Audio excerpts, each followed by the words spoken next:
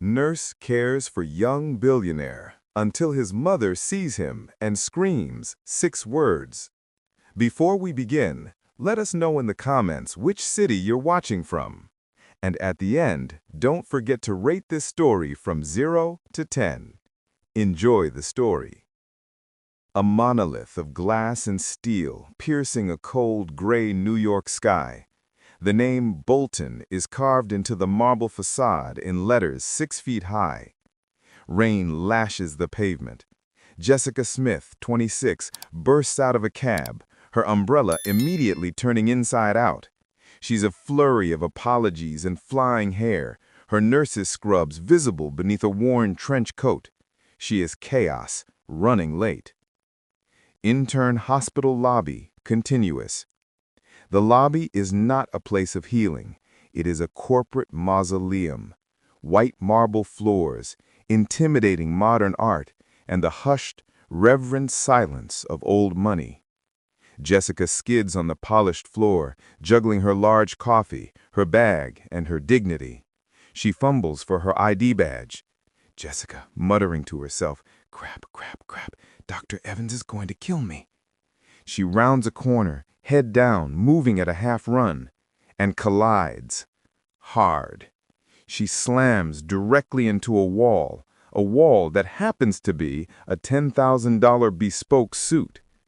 Hot coffee flies. It splashes across the pristine white silk shirt and dark wool lapel of Jhon Bolton, 29. Jhon is the antithesis of Jessica. He is absolute frozen order. Perfect hair, perfect jawline.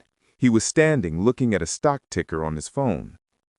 The lobby freezes. Every nurse, every orderly, every visitor stops. Jessica gasps, horrified. Oh my God, I am so sorry. I wasn't looking." She drops her bag and fumbles in her pocket for a handful of paper napkins, dabbing uselessly at his ruined shirt. Jhon does not move. He doesn't even flinch. He just looks down at the stain, his face a mask of controlled, Arctic contempt. He lifts one hand, a stop gesture. "Don't touch me." Jessica's hand freezes midair. The heat of humiliation radiates from her. "Sir, Mr. Bolton, I am so sorry." Jhon finally raises his eyes. He doesn't just look at her. He scans her. He assesses her worn coat, her frantic energy, her ID badge. He dismisses her. Jhon's voice is quiet, cold, and cuts deeper than a scalpel. "Do you have any idea what this shirt costs?" Jessica stares, mute. "Jhon, it's more than you make in a month, probably a year, but then you wouldn't understand the value of things." Jessica, stung. "It was an accident." Jhon, taking a step closer. "Accidents are for people who lack control. Try not to touch things that aren't yours, nurse. Some of us," he brushes an imaginary piece of lint from his other sleeve, "actually matter." He turns to his waiting assistant, who is already holding a replacement jacket. "Jhon," to the assistant, "find out what unit she's on. I want her demoted. Public-facing roles should be left to professionals." He doesn't look back. He strides into his private elevator, leaving Jessica standing alone in the center of the lobby, shaking with a mixture of rage and mortification. Extern, Bolton Hospital. Street, day. Jhon Bolton exits the hospital, wiping his cufflink. He's on his phone, already having moved on. Jhon, into phone. "Chloe, I don't care what the invitation stock is. The merger is about numbers, not your mother's seating chart. Tell your father the deal is off if he can't control his—" He steps off the curb, eyes on his phone, not the street. A horn blares. A yellow cab running a red light swerves to avoid a delivery truck. Jhon looks up, confused, an instant before. Impact. The sound of metal and glass shattering. Jhon is thrown 10 feet, his body hitting the pavement with a sickening final thud. Silence. Then screaming. Intern hospital, ER, trauma bay, continuous. Chaos. The doors burst open. A gurney is wheeled in. Paramedic. Bagging the patient. Male, 29, GCS of 5. Pedestrian versus taxi. Massive head trauma. Unstable pelvis. Jessica, now in her trauma nurse scrubs, snaps into action. She runs to the gurney. Jessica, to the team. I've got this. Trauma room 1. Let's get vitals. Anita. She looks down, and she freezes. It's him. Jhon Bolton. His perfect face is now a mask of blood. His perfect suit is cut away by shears. A nurse, Maya, sees Jessica's hesitation. Jess, what is it?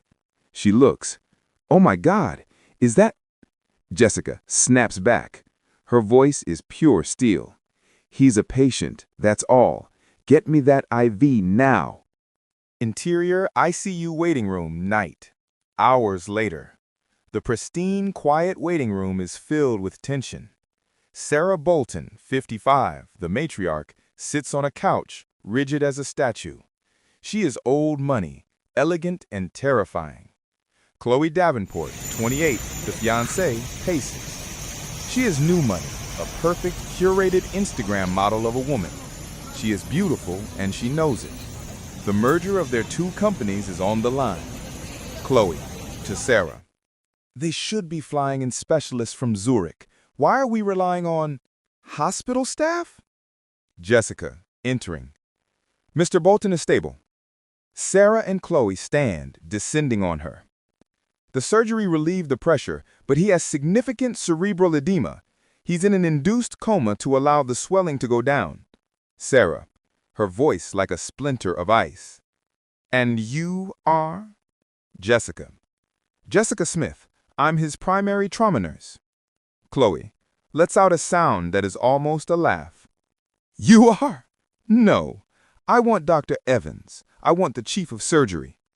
Dr. Evans is monitoring, but I am responsible for his minute-to-minute care. I was the one who stabilized him in the ER. Sarah, looking her up and down. You look about 12. I want someone with experience.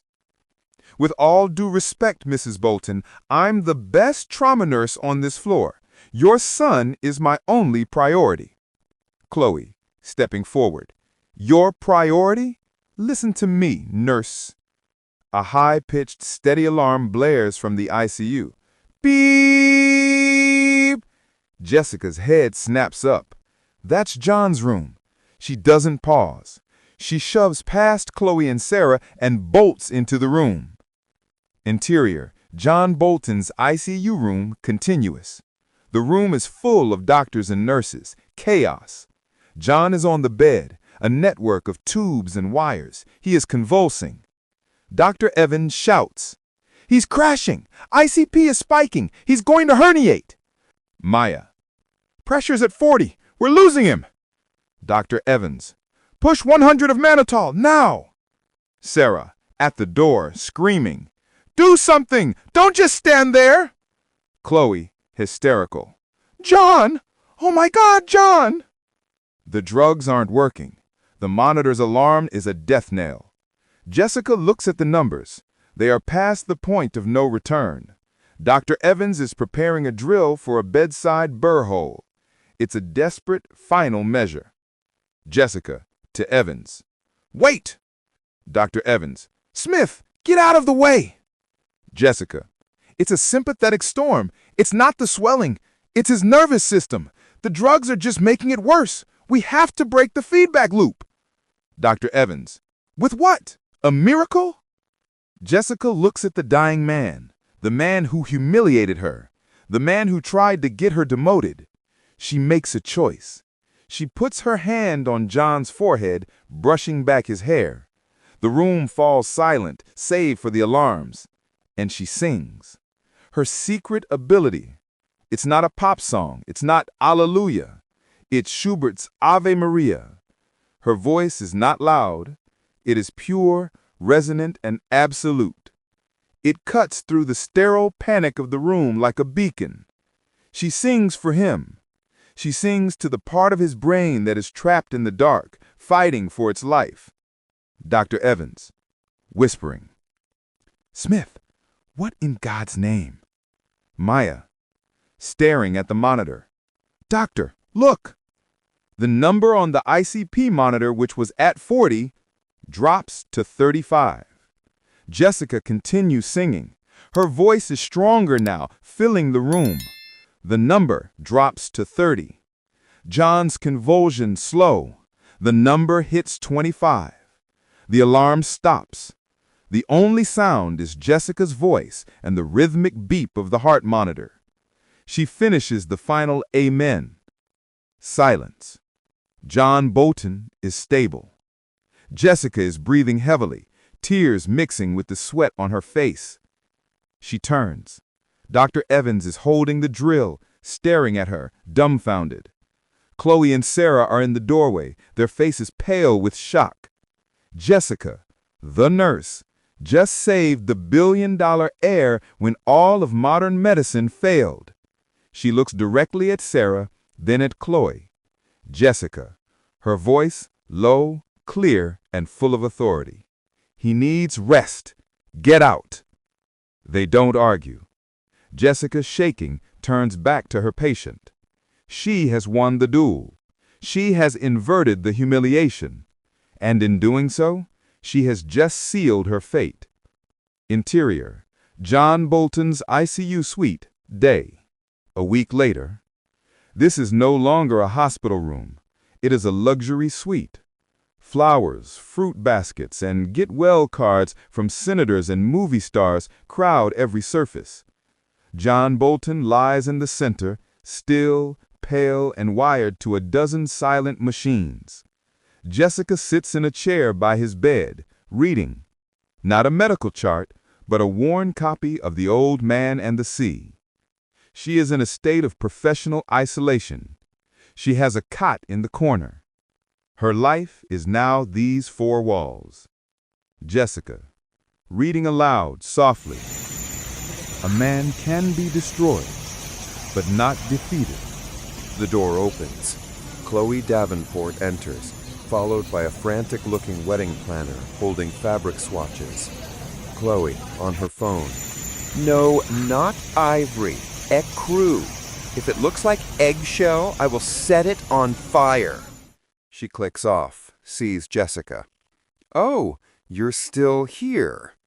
Jessica marks her page and stands. "He's stable. Vitals were good all morning." Chloe, ignoring her. "Look at this, Miles. The lighting in here is abysmal." To Jessica. "Can't they do something about this? It's depressing."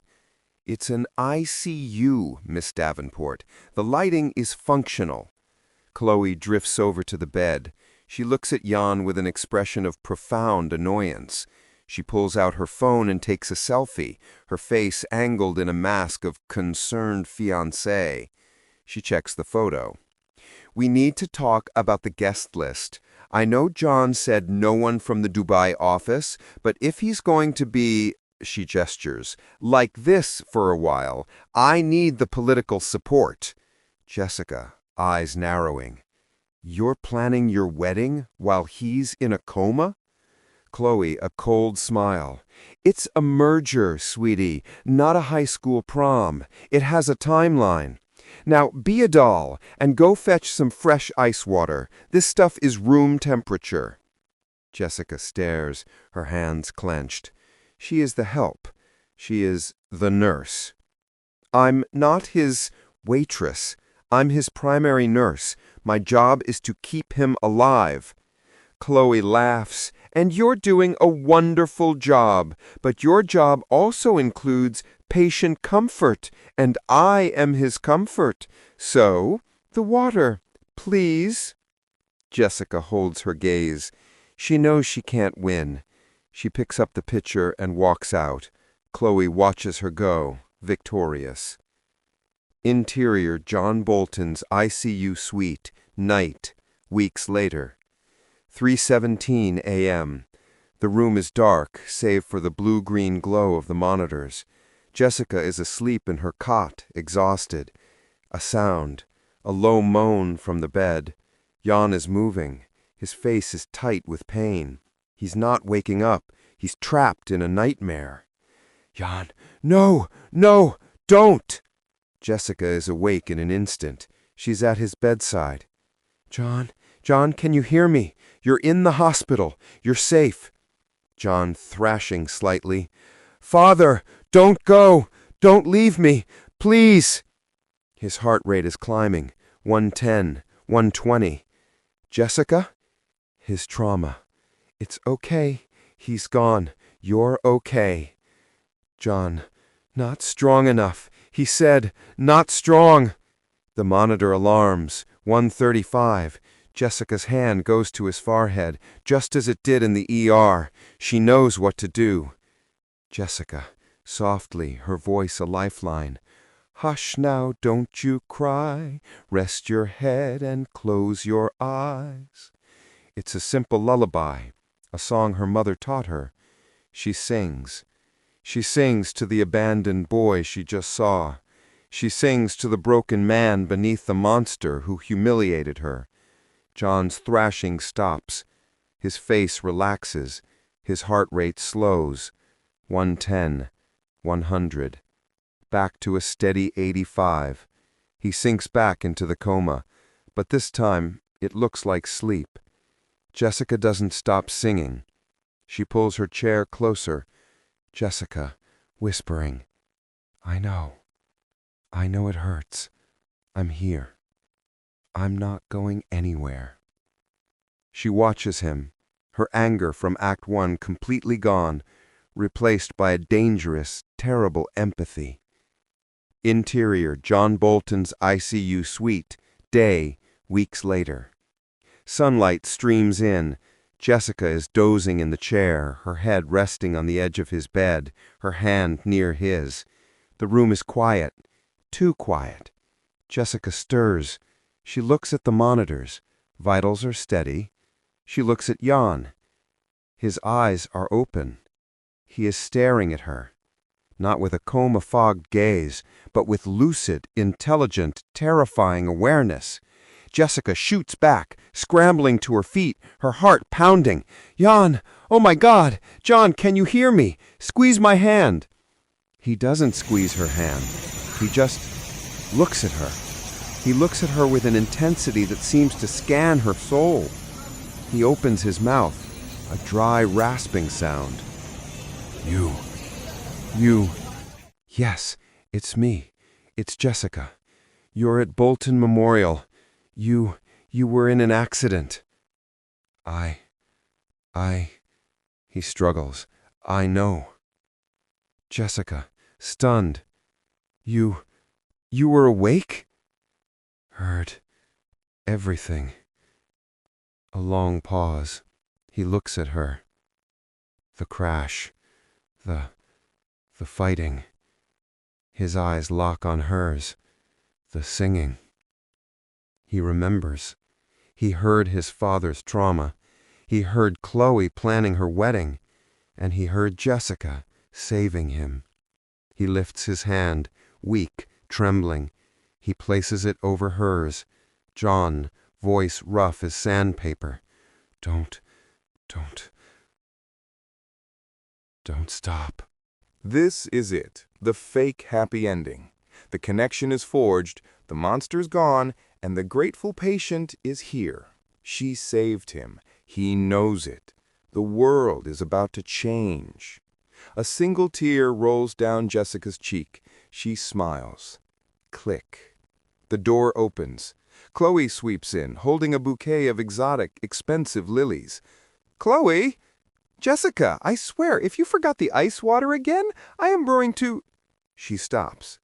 She sees Jhon, awake. She sees his hand, on Jessica's.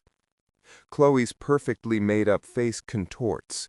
The smile disappears. The lilies fall from her hand, scattering across the marble floor. The battle for the conscious man has just begun. Interior Bolton Manor Physical Therapy Room, day, weeks later. A vast, sun-drenched room in Jhon's family mansion. It's been converted into a state-of-the-art rehabilitation center. Jhon, now in sweats, is on the parallel bars. He is fighting to stand. His legs shake with the effort. He's frustrated, weak, and still a patient. Jessica is beside him. She is no longer his ICU nurse. She is his private rehab specialist. Her tone is firm, professional, but the intimacy of the ICU suite lingers. Heel toe. Don't lock your knees. You're fighting yourself, Jhon. It's easy for you to say. I used to run Marana. Now, I can't even... He stumbles. His legs buckle. Jessica catches him. He's heavy. She struggles, her arms wrapped around his chest. They are face to face, bodies pressed together. The air crackles. I've got you. I'm right here. You're always here. He's not talking about the rehab.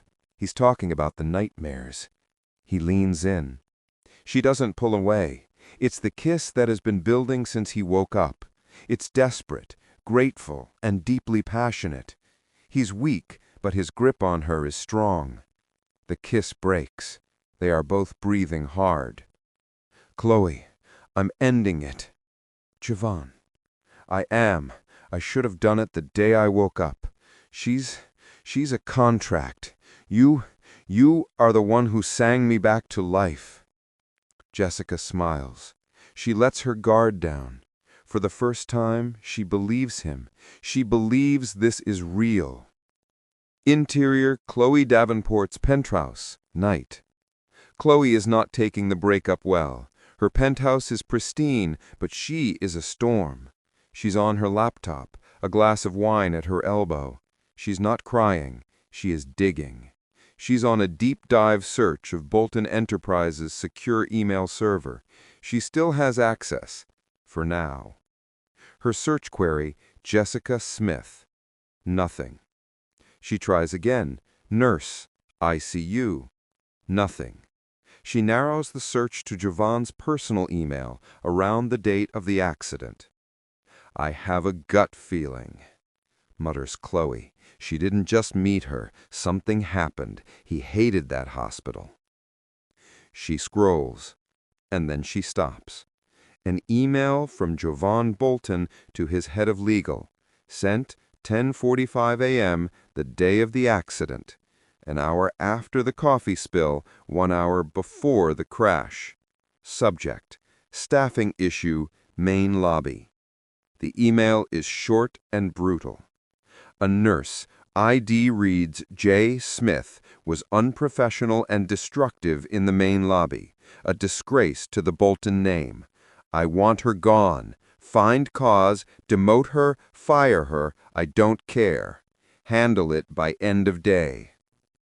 Chloe's eyes widen. Then a slow, poisonous smile spreads across her face. She doesn't just have an email. She has a motive.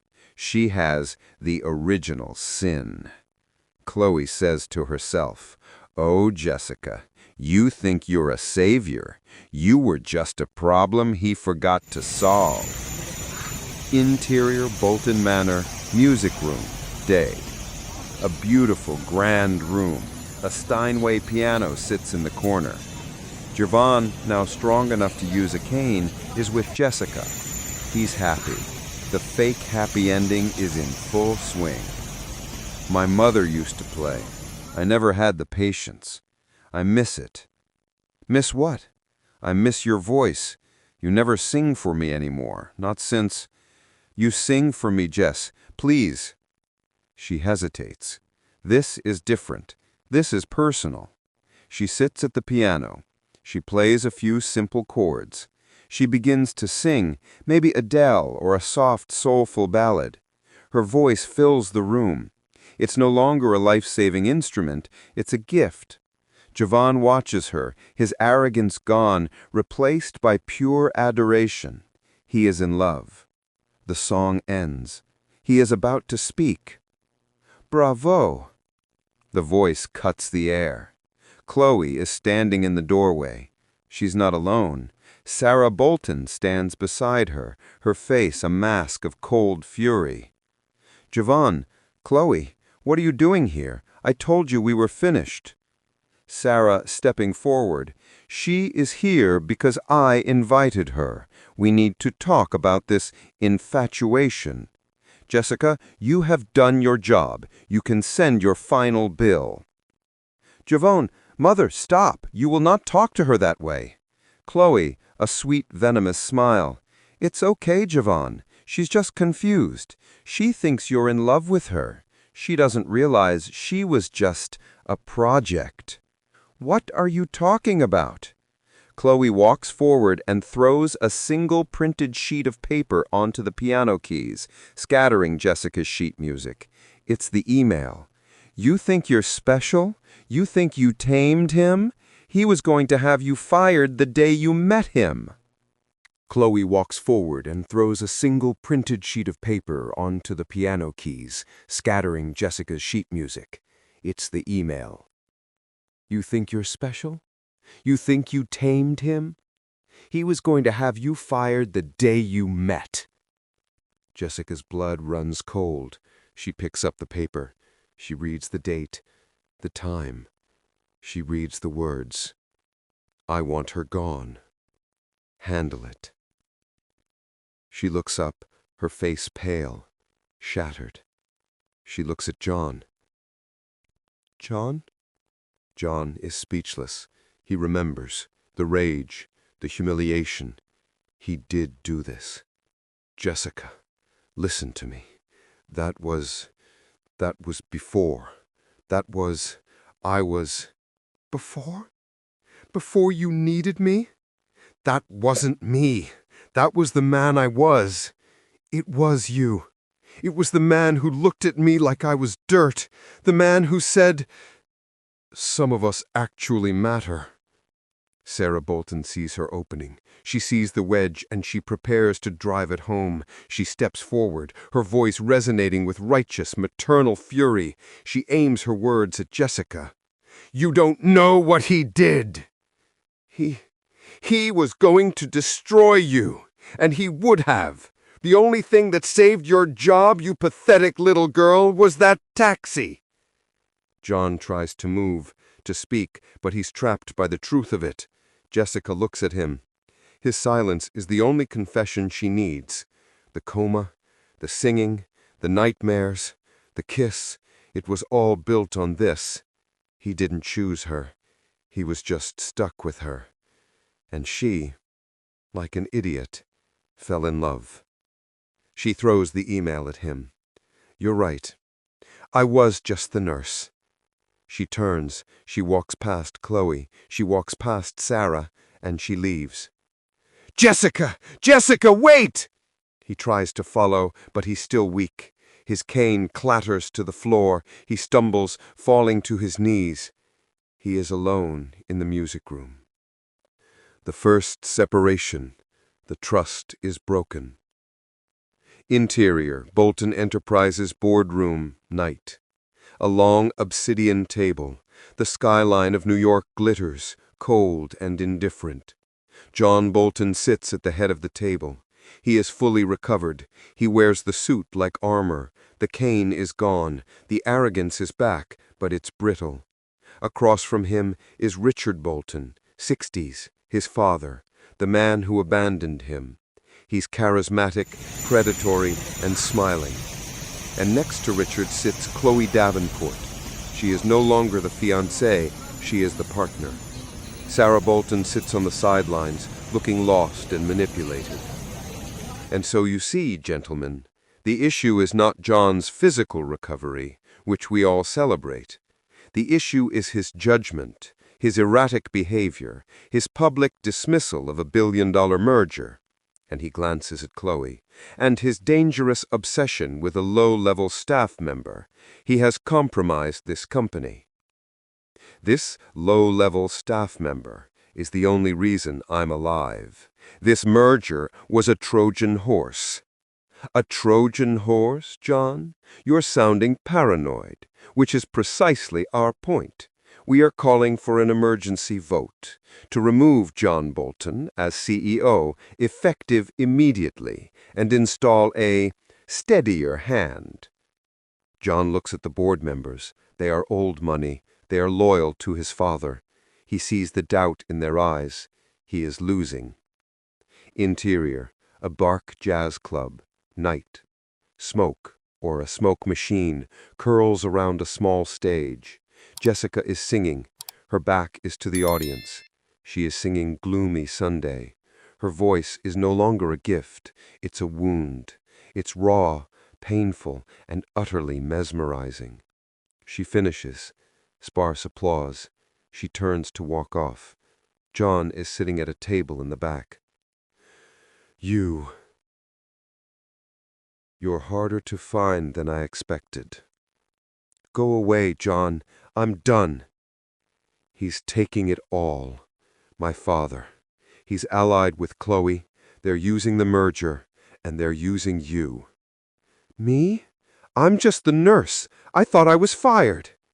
They're painting you as an opportunist who's compromised my judgment. They're calling an emergency board meeting in 2 days to have me removed. And you want, what, me to come and tell them it's true love? You, the man who ordered my firing? I want you to come and tell them the truth. Tell them what you heard in the ICU when I was in the coma. Jessica stops. The nightmares. Your father. He abandoned me. He told me I was weak. He's been trying to prove it ever since. This is his endgame. He's not just taking my company, Jess. He's trying to erase my life. I know I don't deserve it. But you are the only person on earth who has seen the real monster. I can't fight them both alone. Please. He is not asking for love. He is asking for an alliance. He is asking for a soldier. She looks at him. She sees the abandoned boy in the nightmare. One time. I'll help you fight your father. Then you and I are finished. Forever. Relief. So profound that it's painful. Thank you. Interior Bolton Enterprises Boardroom Day. The fake victory. The room is packed. The board. Lawyers.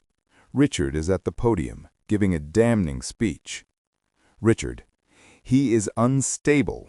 He is compromised by an emotional attachment to an employee who, frankly, should be investigated. The heavy doors swing open. Jessica enters. She is not in a nurse's uniform. She is not in a jazz club dress. She is in a simple, elegant, dark suit. She is a professional. The room goes silent. Jhon stands up. Jhon, to the board. Gentlemen, you've heard my father's accusations. Now I'd like you to hear from the woman he's slandering, Jessica Smith. Richard and Chloe are stunned. Jessica walks to the podium. She is terrified. She looks at Jhon. He nods. She turns to the board. She uses her secret ability, her voice, not to sing, but to command. It cuts through the boardroom's stale air. My name is Jessica Smith. I am a critical care nurse. She looks at Jhon. When Jhon Bolton came into my ER, he was the most arrogant, cruel man I had ever met. The man who wrote the email to have me fired, I knew that man. Jhon flinches. This is not what he expected. Jessica, continuing, her voice building. And I am the person who sat with him for 34 days while he was in a coma. I am the person who heard him cry out, not for his company, not for his money, but for his father. She looks directly at Richard. I heard him beg, don't go, don't leave me. I heard the trauma that you inflicted. The man who woke up is not the man who was hit by that cab. The board is rapt. Jessica, you want to talk about instability? You want to talk about a compromised CEO? The only threat in this room is the man who would use his own son's near-death experience as a corporate strategy. It's a kill shot. The room is silent. The head of the board, An old money titan named Arthur Wellington looks at Richard with pure disgust. Wellington, banging a gavel. "We've heard enough. All in favor of the motion to remove Jhon Bolton." No hands. All opposed. Every hand goes up. John slumps in his chair, relief washing over him. Richard is white-hot with fury. Chloe looks like she's seen a ghost. Wellington, "This meeting is adjourned. Richard, I suggest you have your security badge deactivated on your way out." Security guards approach Richard and Chloe. It's over. They won. John looks at Jessica. She gives him a small, exhausted smile. The alliance worked. Richard is being escorted out. He stops at the door. He turns, not with rage, but with a slow, poisonous smile. "Richard, bravo, son. You learned the trick. You even got her to do it for free. Or did you?" Jessica, "What?" Richard, "You really should have waited until after the vote to pay her, John. It's cleaner." John, standing, "Get out, Richard." "Oh, I'm going, but she deserves to see what her testimony is worth." He pulls a thick envelope from his briefcase. He throws it on the obsidian table. It slides to a stop in front of Jessica. The bomb. Jessica's hands are shaking. She opens the envelope. Inside are not love letters. They are bank statements. A wire transfer dated 3 days ago from a Bolton private equity fund to a newly opened LLC. The name of the LLC? Smith Family Music Trust. The amount? $2 million.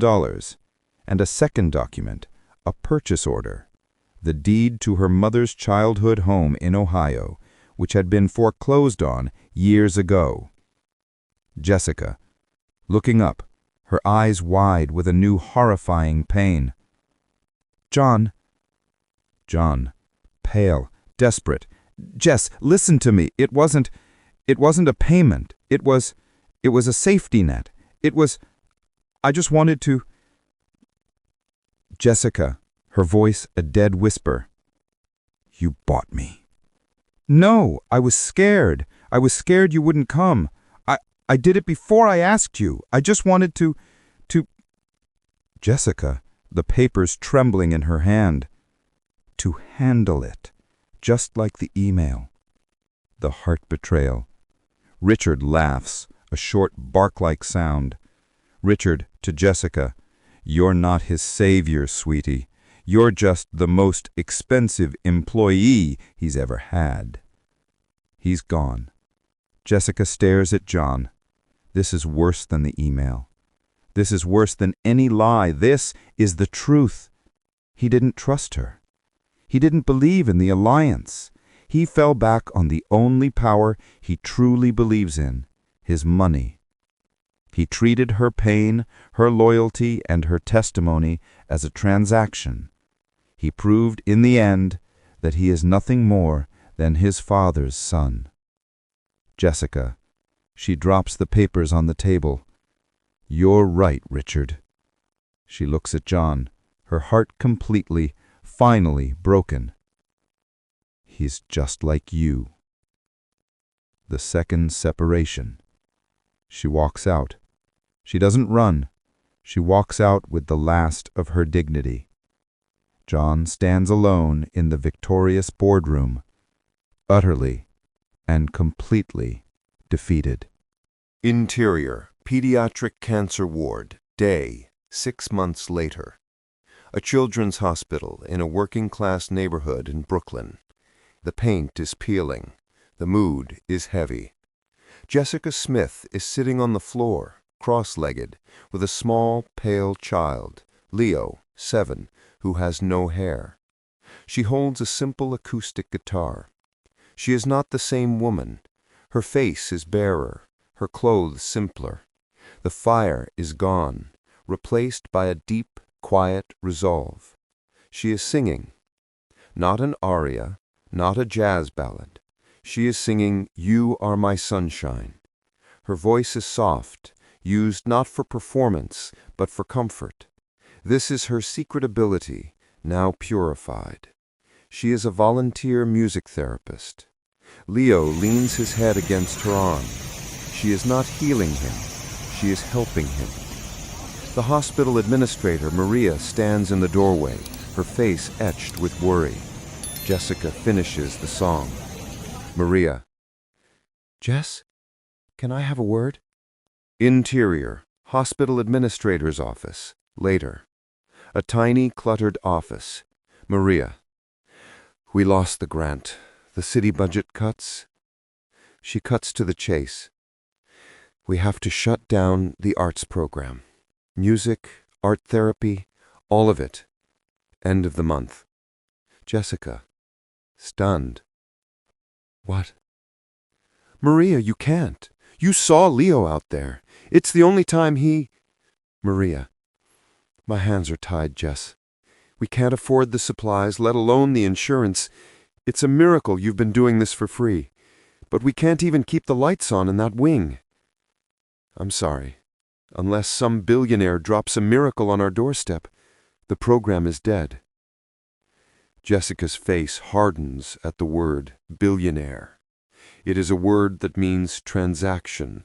It is a word that means poison. Interior, Bolton Enterprises, CEO office, night. Jhon Bolton is alone in his vast, dark office. The city glitters below. He is looking at a framed photo on his desk. It's not of him or his family. It's a grainy, candid shot of Jessica, taken from a distance, singing in the hospital ward. His desk is covered in legal binders. Sarah Bolton enters. She looks older, softer. The therapy has been working. Jhon, it's midnight. You haven't come home in a week. Jhon, not looking up. We're restructuring.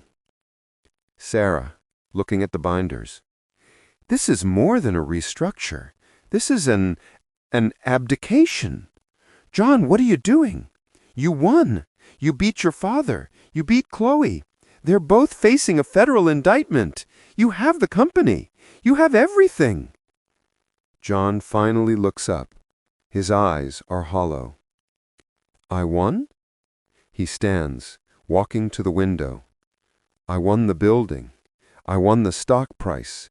And in doing so, I became the very thing I swore I'd never be. I became him. Sarah, quietly. No, you are not your father. I paid her, Mom. I paid her to testify. I put a price on her loyalty. I didn't trust her. I didn't trust this. He gestures to his heart. That is exactly who he is, and it's who I am. Sarah. Then change it. Jhon, a small, grim smile. I am. I'm changing the definition of the company. I'm changing the definition of me. Interior, hospital administrator's office, day, 1 week later. Maria is on the phone, her face sheet white. Jessica is in the office, packing up her guitar. Maria, into phone. I don't understand. Are you sure? Yes. Yes, I am the director. She scribbles on a notepad. The Smith Bolton Voice Foundation? Jessica freezes. Her guitar case clatters to the floor. $10 million? Not 10,000. She starts to cry. Yes, that would save the program. That would save the entire wing. Thank you. Oh my God, thank you. Maria hangs up. She stares at Jessica. Maria, through tears. A billionaire dropped a miracle. A new foundation, the Smith Bolton Voice Foundation. Jess. Smith. Is that... Jessica is already gone. Interior, Bolton Enterprises, lobby, day. Jessica storms through the lobby. She is a storm of righteous fury. The receptionist tries to stop her. Jessica, a voice that could stop a train. I'm here to see Jhon Bolton. He'll see me. Interior. John's office. Continuous. Jessica bursts in. John is not at his desk. He's at a side table in his shirt sleeves on a video call with a grizzled veteran in a wheelchair. John, to the veteran. So the grant will cover the instruments and 2 full-time therapists for the VA center. We believe. He sees Jessica. His world stops. He looks at her, not with shock, but with a deep, sad resignation. He expected this. John. General, I have to call you back. He ends the call. Jessica. Jessica, her voice shaking with rage. How dare you? John, quiet. Hello, Jess. Jessica, marching to his desk. How dare you do this to me again? You think you can just, buy the hospital?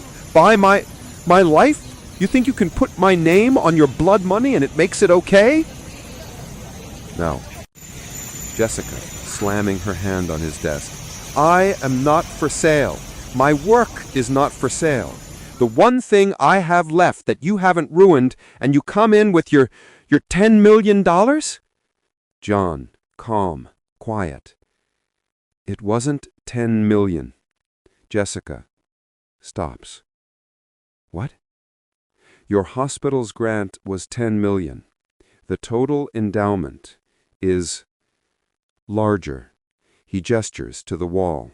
It's a digital map of the United States, dotted with lights. Those are the other programs, 42 of them. Children's hospitals, VA centers, inner-city clinics, all funded in the last 6 months. Jessica stares at the map, confused. I don't understand. You were right, in the boardroom. You were right about everything. He walks over, not to her, but to the binders. I used money to control people, to buy loyalty, to fix problems. It was the only power I knew. It was my father's power. He opens the central binder. It's the new charter for the Bolton Foundation. So I gave up that power. You gave away your money? No, that's the easy way out. That's a coward's move. I didn't give it away. I gave it a purpose. He turns the binder so she can read it. The Smith Bolton Voice Foundation. 51% of all my personal profits from Bolton Enterprises, in perpetuity, is run by an independent board. Dr. Evans? Maria? Maria from my hospital? A board of doctors, therapists, artists, and veterans. He points to his own name at the bottom. I'm the chairman. I signed the checks, but I don't get a vote. My job is to serve the mission, not to control it. Jessica finally understands. He didn't do this to her. He did it because of her. He didn't buy her program. He took what she values, healing, service, her voice, and made it the guiding principle of his entire life. He didn't sacrifice his power. He redirected it. He submitted his power to her purpose. Smith, you put my name? Because it was your idea. You taught me. You sang me back to life, and I treated you like a transaction. He gestures to the entire, vast operation. This is the apology. This is the redemption. He stands there. He is not asking for anything. He is not bargaining. He is just showing her the work. He is showing her that he has changed. You really... I didn't know where you were, Jess. I swear. I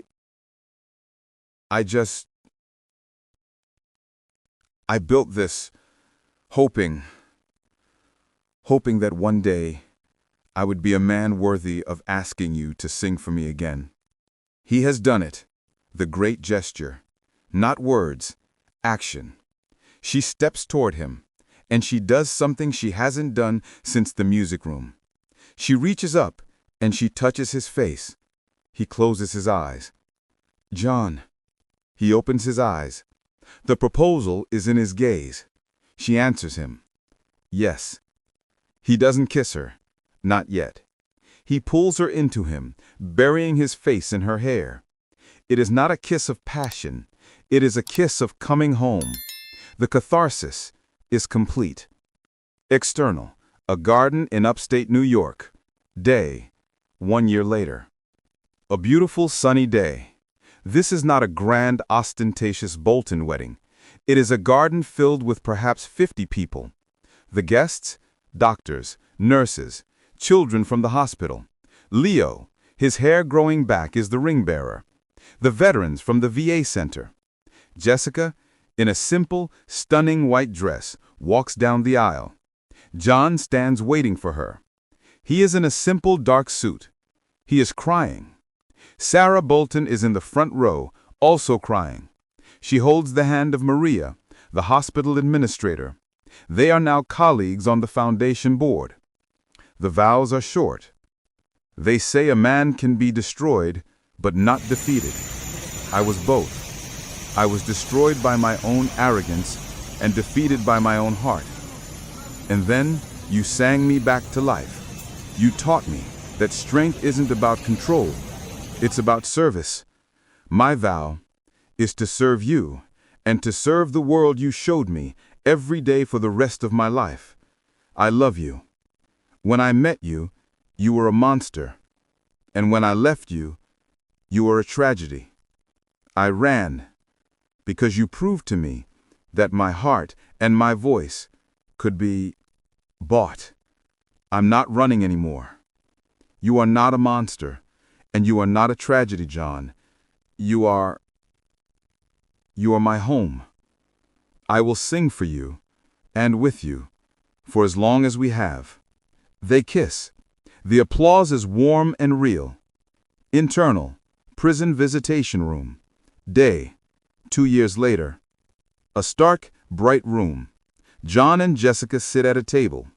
Across from them, in a prison jumpsuit, is Richard Bolton. He looks old, defeated. So, you won. You got it all. The company, the girl, and you put your own father in here. You put yourself in here, Richard.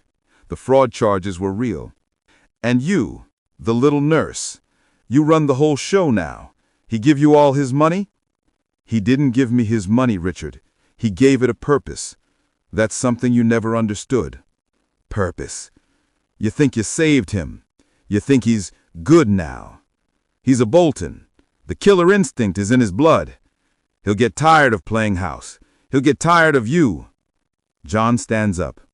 We're done here. He looks at his father one last time. You said I was weak. You said I'd be abandoned. You were half right. I was weak. But I'm not the one who's alone. He takes Jessica's hand. Goodbye, Dad. They walk out. Richard watches them go. Completely. And finally, alone. We see Chloe in a separate scene. Her hair messy. In an orange jumpsuit. Screaming at a lawyer. A silent, pathetic end to her ambition. Interior Pediatric Ward.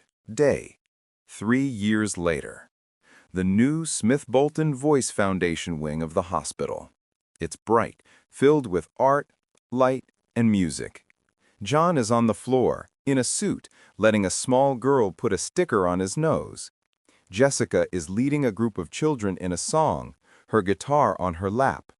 Sarah Bolton is in the corner, showing a shy boy how to play a C chord on a small keyboard. She is smiling, a real, genuine smile. John catches Jessica's eye from across the room. He doesn't mouth, "I love you." He mouths, "You are my sunshine." She smiles back and continues to play. Interior Bolton Manor, music room, night, present day. The same room where the first betrayal happened. It's late. The house is quiet. John is at the piano, playing. He is not a master.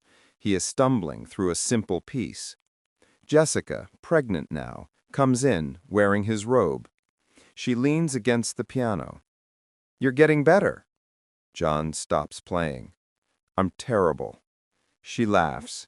"You're terrible, but you're practicing." She rubs her stomach. "He's kicking. He must like it." Jhon stands. He comes around the piano and puts his hands on her stomach. He rests his head against hers. "Do you ever miss it? The quiet? When it was just you?" Jessica thinks. "No. I never liked the quiet. I was just singing to fill the silence. Now, there's just music." He kisses her. A long, slow, earned kiss. Not of desperation, not of gratitude, but of partnership. He is no longer the hero-villain. She is no longer the humiliated nurse. They are just Jhon and Jessica, and the redemption is complete. Now, the true measure of an epic. Which moment, the betrayal or the redemption, sealed the story for you?